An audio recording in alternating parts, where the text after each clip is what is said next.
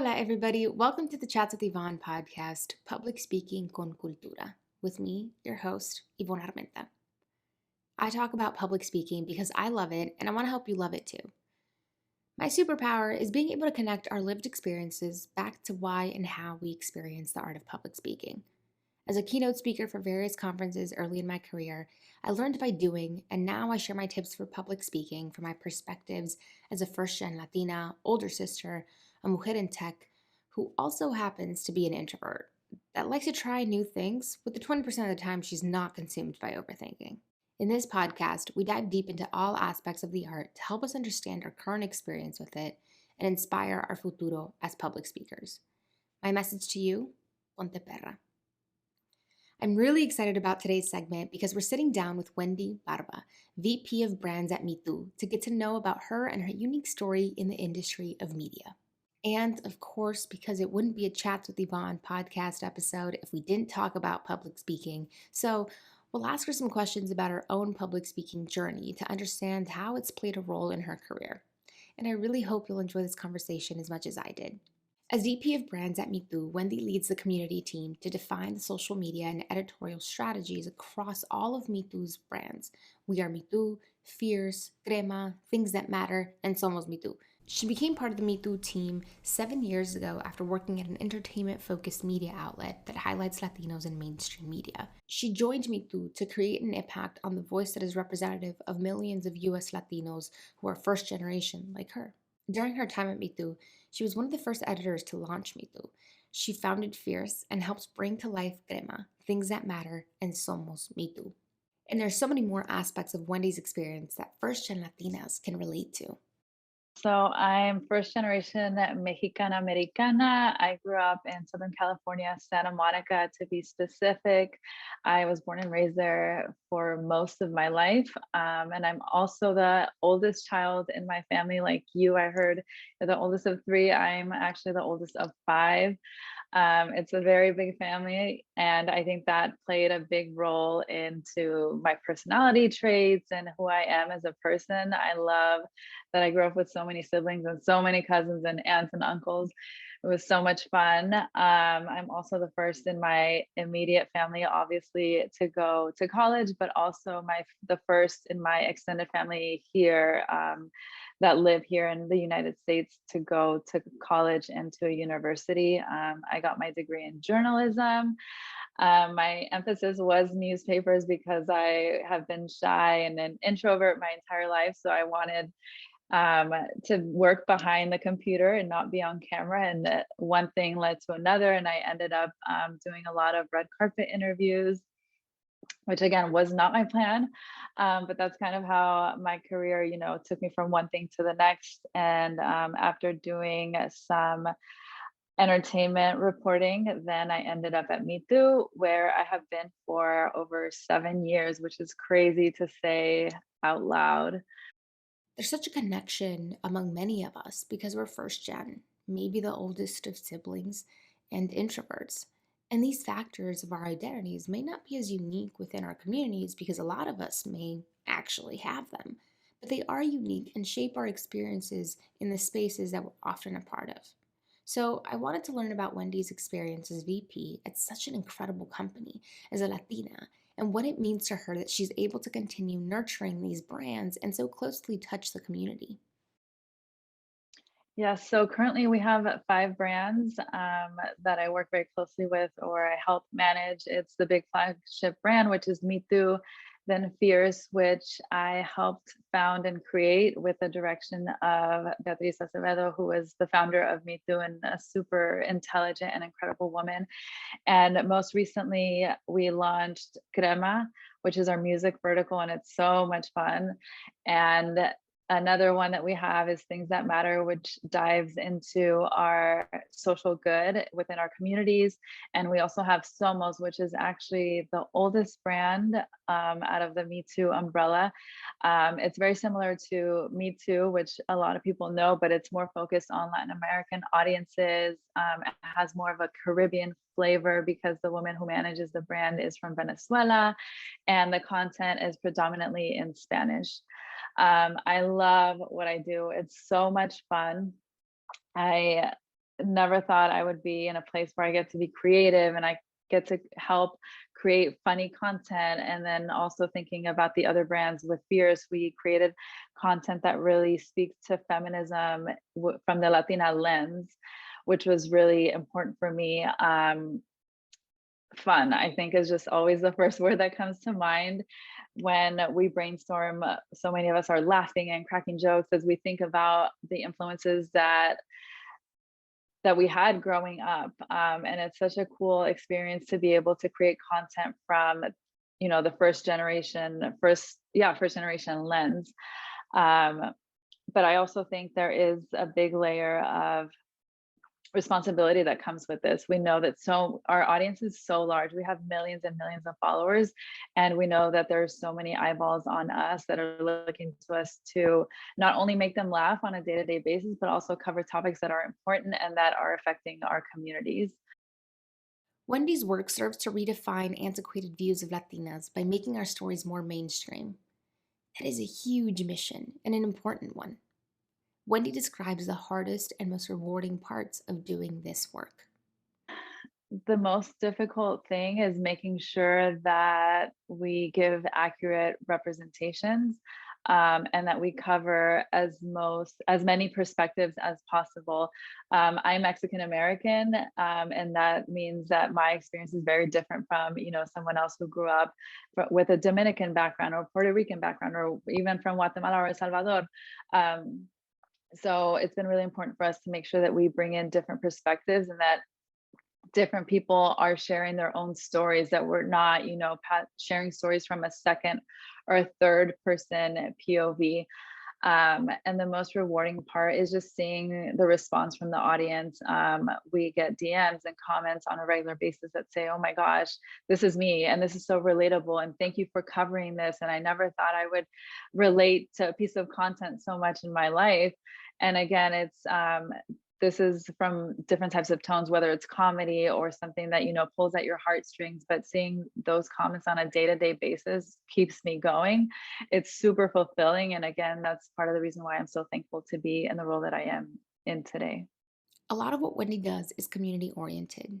She's in a constant state of considering who is on the receiving end of that content that mitú's brands puts out into the world.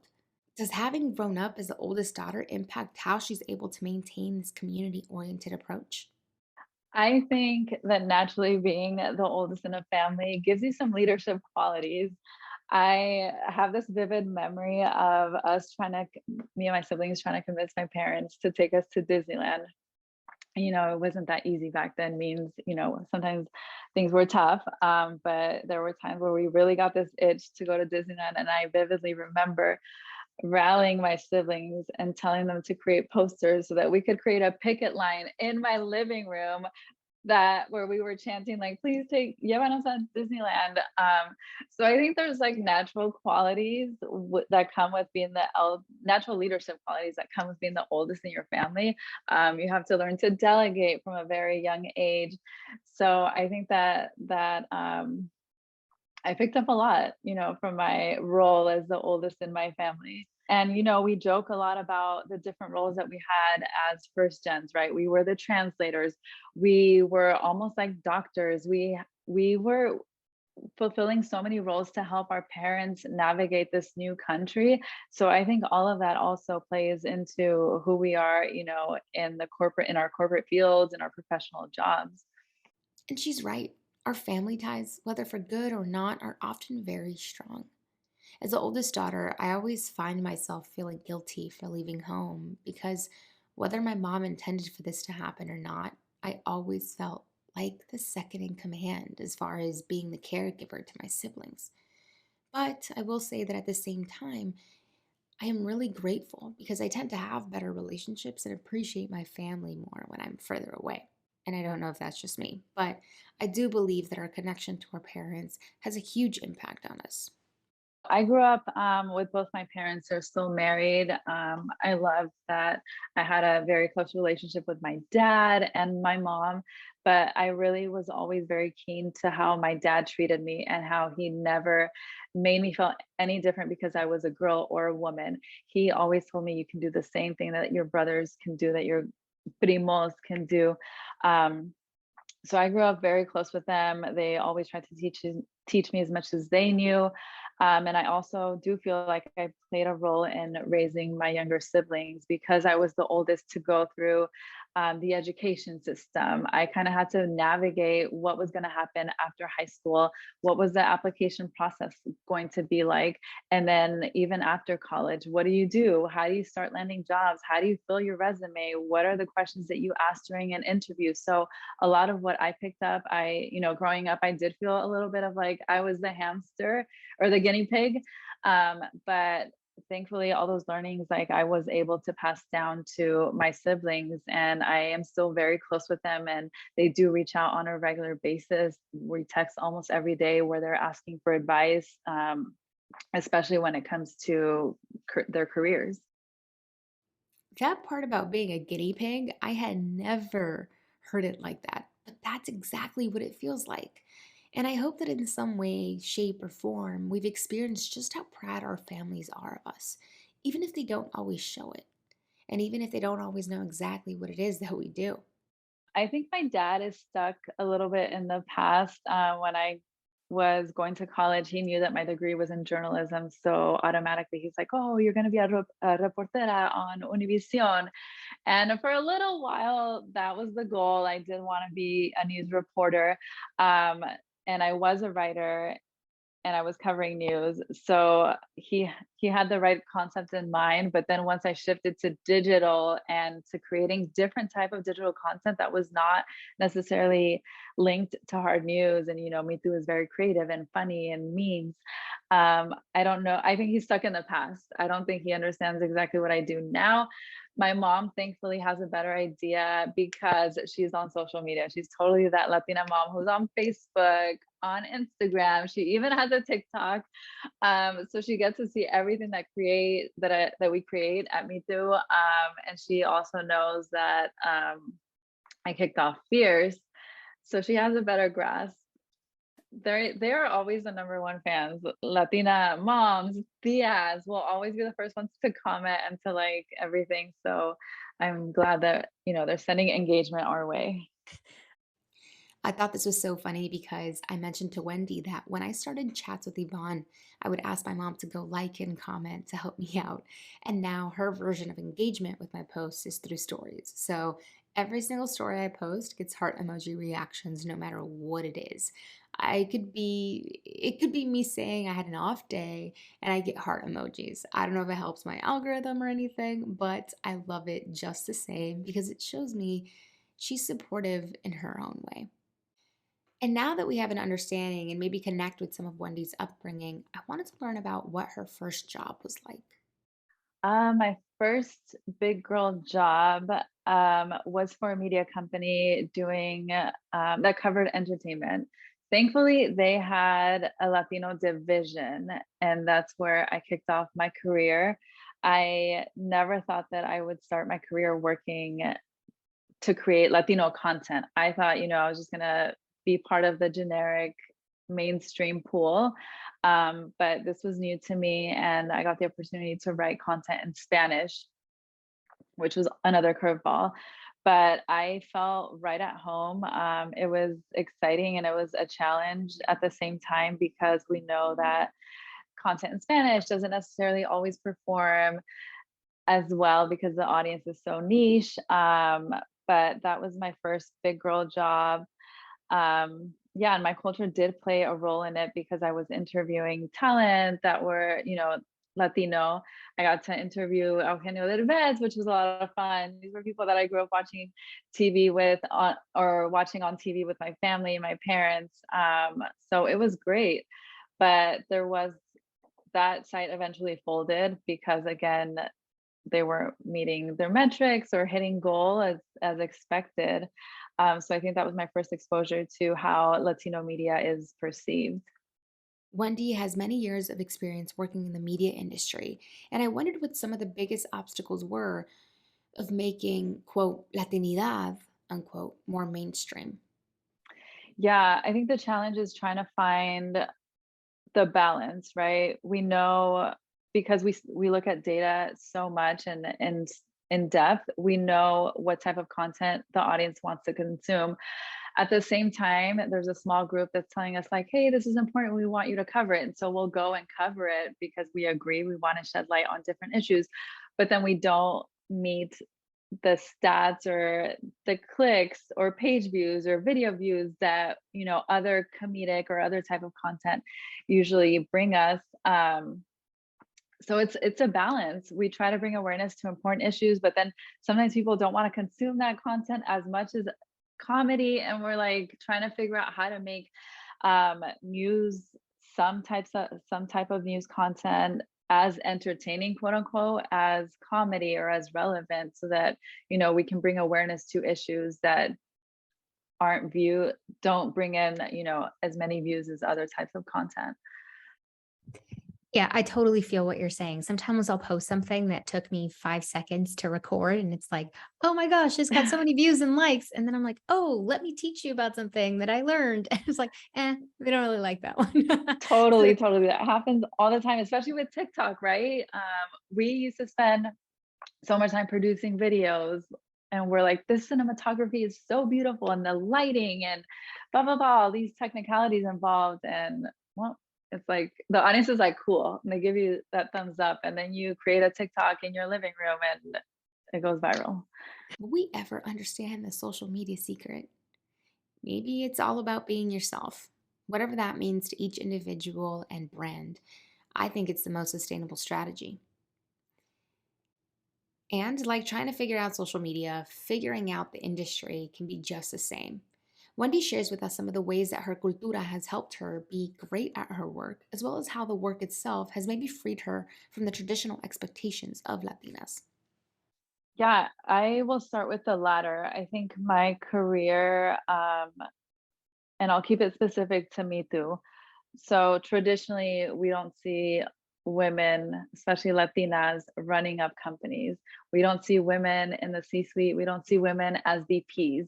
And other roles that I've been, it's been, the gray-haired man typically. And at Me Too, we have a lot of women at leadership. And so that has broken me free of the stigma, and that insecurity also. I think, growing up when you see so many men in leadership positions, you start to question your ability, and you start to question if you even belong there, and it makes you nervous sometimes when you start applying for these jobs.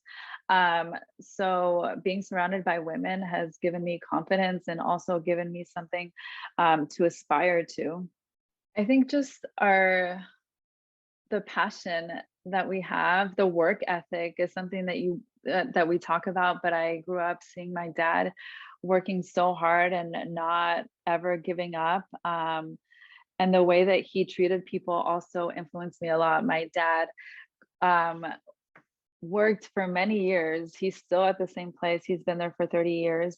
He's worked at a golf course, and he's worked with everyone from, janitors, landscapers, to caddying for celebrities and really big names. And one thing that he always told me really stands out to me. And he said, you treat the janitor the same as you would a CEO. And that's something that I've always carried with me. And I feel like I do practice that every day. And when people ask me, what are your leadership styles? How do you treat your team? And I don't walk into a room acting, I'm VP, please put some respect on my name. Talk to my assistant. I don't have an assistant, but I don't walk in thinking I'm better than anyone else. I treat people on the team, as equals. And I don't even like to say, oh, this is my team, because we're a collective team. So that's something that's really always been with me. And that's who we are. We honor the people around us, nuestra comunidad. We may not have called it that growing up, but that's how we operate in collaboration, in community. And when we then go into these spaces with a community that doesn't necessarily operate in collaboration, that doesn't always honor community over individual gain, it can be really hard to navigate. It's almost a shock to the system. And that's why representation is so important. As first gens, we're paving that road to hopefully help minimize that culture shock that happens. And that also comes with unique challenges, specifically around authenticity. Representation is important, But damn, is it hard as an individual to be the only representation in a space. Though it's important, I wonder how hard it can be to maintain your authentic self in a space that traditionally, implicitly or explicitly, asks you to dilute certain aspects of yourself. One thing that I learned from our founder at mitú, Beatriz Acevedo, is the mind shift of not being intimidated because you're the only Latina in the room, but thinking of that as an opportunity to showcase your superpower. You're in the room because you deserve to be in that room. So that's something, it is a mind shift that I've been working on for years to, when I walk into a room, not be intimidated or be scared, like, oh, I'm the only one who looks like me and no one else is going to relate to me. I think that when she says that being the only Latina in a room is definitely a superpower. And so I've been working on building that confidence when I walk into rooms and owning the space that I'm taking up. Some days will be better than others. There are days when I feel like bringing up a culturally relevant topic because it's relevant to me and I don't care if others will understand because I'm willing to explain. And others, I simply keep it pushing and go into my shell, especially being an introvert, which Wendy and I have in common. I always talk about the misconceptions that exist about introverts. One of those being that we don't make great public speakers or leaders because we're, quote, quiet and shy. I think one of the misconceptions is that, we're not capable or that we are not great speakers or that we won't take a leadership position because we're quiet. But I think the feedback that you receive from other people in the room can also be very empowering. I often used to compare myself to other people who would jump into meetings and, they take the lead and they're super chatty. And I felt like I was getting left behind because that's not who I am naturally. I can talk to you when we're out at dinner, but I will not just jump in and say, okay, I'm going to carry the conversation from here on out. But somebody once said, you might not be the chattiest person in the room, but when you speak, you do it with so much intent. And that I was like, "Ooh, that felt good to hear," because sometimes, well, you don't always realize the way that people are watching you or the way you're being perceived. Um, so yeah, I think that was a very eye-opening moment for me. And my colleagues know that I'm super shy and timid, but at the same time, I've been on panels and I've held discussions. I've been on camera. Now we're doing podcasts. Um, so it doesn't, being shy and introverted doesn't necessarily mean that you're not capable of doing all these or taking on these other roles that other people who are very chatty, do. We are multidimensional, right? Like Yeah. we can decide, oh, I'm shy right now, but then when you get on stage or when you are doing interviews, you say something, it's like you blow people's minds, right? Like that's just how introverts work sometimes. Yeah. Um, And I think a lot of times it also depends on the environment that you're in and your comfort level. When you're networking with people who look like you, when I go to Latina conferences, I'm like, I feel like I'm at home. I want to meet everyone. Oh, I've seen you on Instagram. I want to introduce myself versus where when I go to, other non-POC type of conferences and people are older and a little bit more, they're wearing ties and it's more business driven. I know that my demeanor changes, but it's something that I'm working on constantly. I want to push myself out of my comfort zone so that I can get there regardless of where I am. and I have to quote Wendy again because I think this encompasses a lot of what it means to be an introvert. You might not be the chattiest in the room, but when you speak, you do it with so much intent. I want us to, for a second, imagine this scenario and try to think about the intersecting identities at play here. You're an introvert, first gen Latina in the corporate world. In our cultures, we're often taught to be humble, but that's not really rewarded in these spaces. So, how do we navigate this?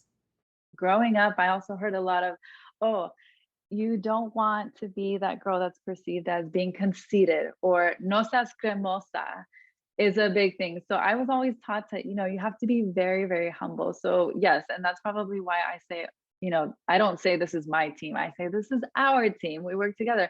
But I do witness other people professionally who are have no issue walking into a room and saying, my team did this and I did XYZ. And I look at them and I'm like, sometimes I do wish I had that confidence to, take ownership of all the incredible things. But I always hear that voice in the back of my mind saying, no seas cremosa, and you have to be humble. So it's a struggle. ¿Cuántos de nosotros le echamos crema a los tacos? That's definitely a saying I also grew up with, and I'm always really aware of not wanting to do too much, to be too much. Now, imagine that being amplified in the spaces where you're not as comfortable and representation is lacking. Now that we've had a chance to hear from Wendy about her career and how different roles in her family and career have helped shape how she approaches her work at mitú today, I'd love for you all to hear her answer to when was the first time you remember public speaking? One of the first memories I have of public speaking professionally is in my previous role, working for this entertainment website. I was a writer and I was writing content in Spanish. And that's why my major was journalism with the emphasis in newspaper because I didn't want to be on camera at all because I'm shy. But one day, my colleague who normally does the red carpet reportings on camera, she got really sick. She had like bronchitis, something, crazy. There was no way she was going to make it to this red carpet premiere on Hollywood Boulevard. And so the whole time I was just like not avoiding making eye contact with my boss. Like, there's no way she's gonna send me. Sure enough, she comes up to me, she taps me on the shoulder. She's like, Wendy, so and so's not gonna make it, and you're up. And she knew, she knows my personality. She knows it's not something I wanted to do. And I was like, no, I don't think I'm the most qualified. I don't think that's a good idea. And she's like, we don't have anyone else. You need to go. So I'll prep you tomorrow. We'll practice and you're up. I was petrified. I was so nervous. My heart was racing. I remember that night I was like, oh my gosh, should I call in sick? Should I lie and say that something happened to me that I cannot make this red carpet? But I was like, no way, I can't. I'm going to get fired. So I showed up the next day. My boss helped me prep the questions. And she's like, you're going to do your intro this way. Look at the camera, blah, blah, blah. She was giving me all the tips. And she knew I was on the verge of tears. And she's like, you just need to go out there and do it. And that's what happened. I went to the red carpet. I interviewed these celebrities, did it on camera. And I was like, oh, it's over. I can finally breathe.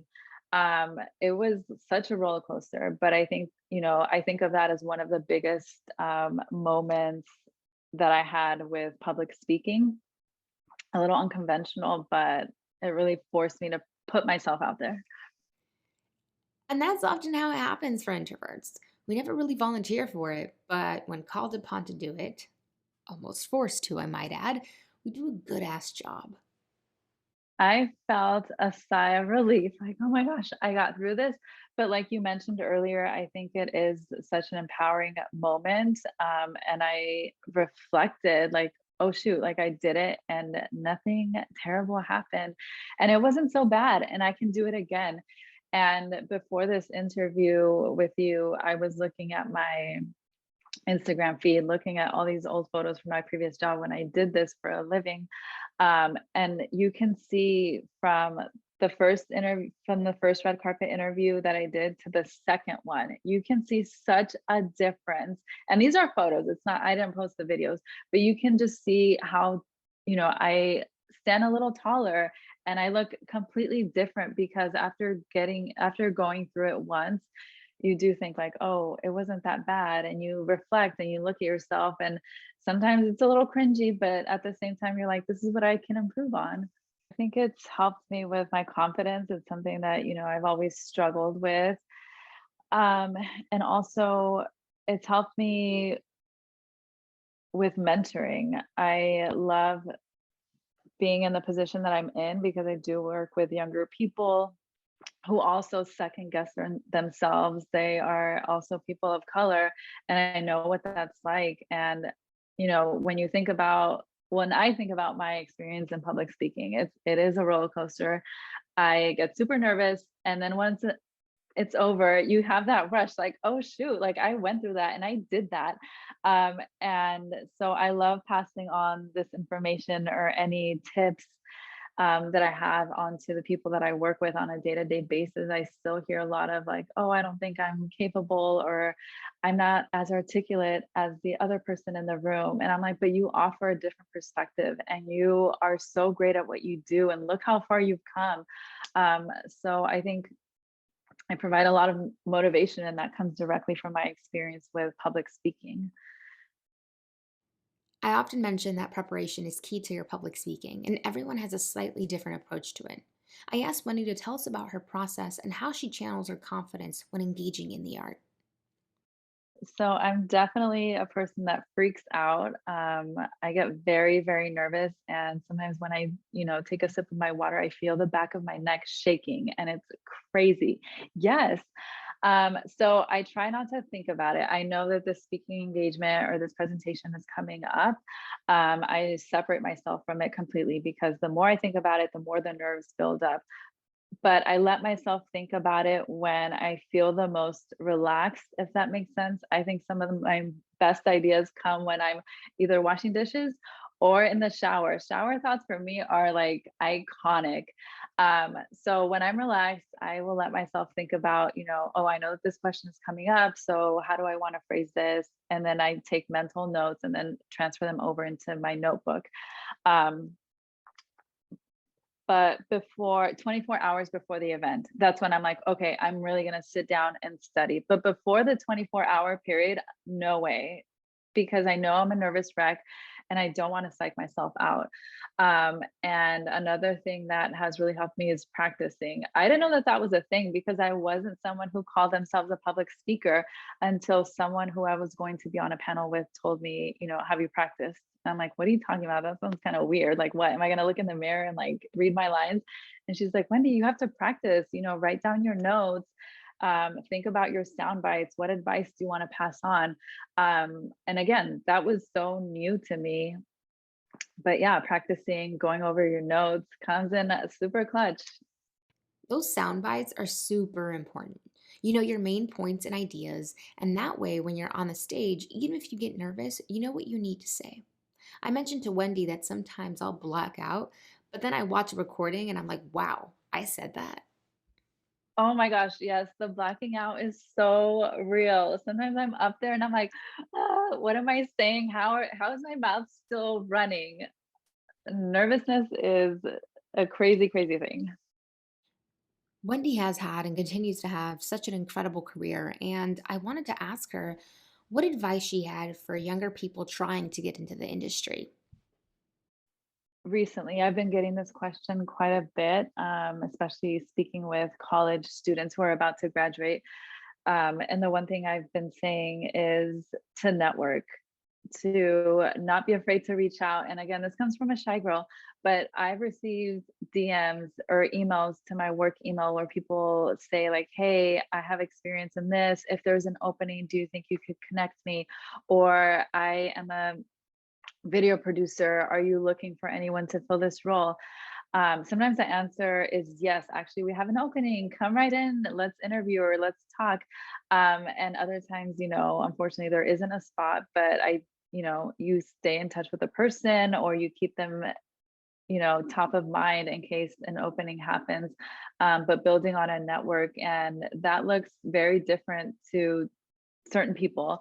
It means going to events to network. It means slipping into people's DMs. It means connecting with your professors or a friend of a friend. It just really means staying in touch with people. What about some advice for someone already in the industry?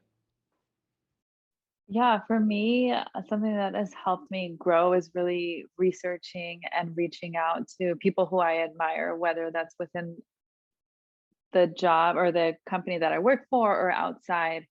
I started YouTubing videos on how to improve leadership skills or communication skills. I even Google what to do when a colleague does X, Y, Z.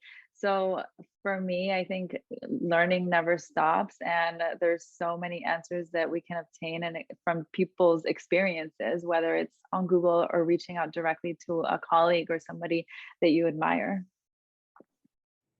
And lastly, y'all will want to listen to this one because it's all around how Me Too is connecting and giving back to the community and how you can get involved. I love this question. Thank you for asking this. When what I love also, I've said that so many times, what I love about my job.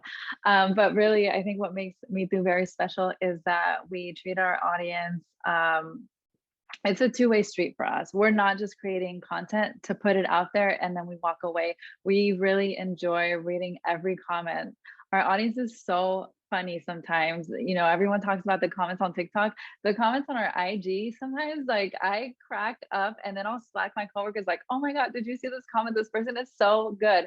But all that to say that we really listen to our audience and we think of our audience as people that we collaborate with, so our doors are always open. If there are creators out there who want to contribute to our content, please, again, slip into our DMs, tag us, do what you need to do. We're also hosting events pretty regularly. Again, these doors are open, whether it's people who want to create content, people who want to get career advice.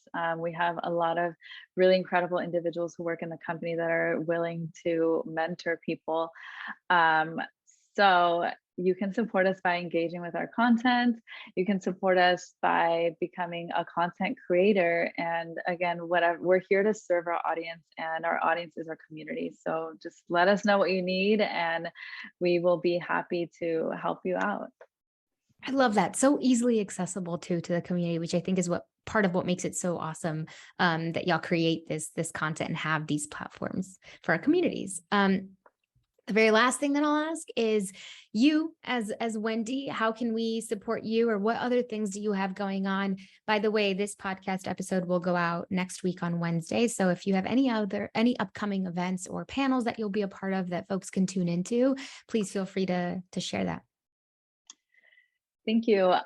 Right now, I'm really excited to be working especially closely with the social media manager for Fierce. I felt like I was a little removed from it, but we're working on some really cool projects. This includes in-person events, so I'll be sure to share that information once we have it available. Our Crema brand also has events that are popping up every month.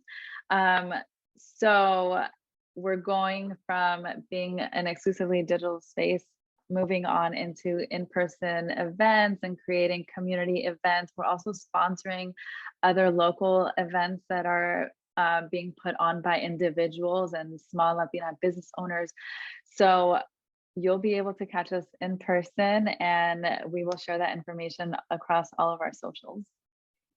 Amazing. That's so cool. I'm so excited to see everything that y'all have going on, and excited to, just continue the conversations that y'all are having.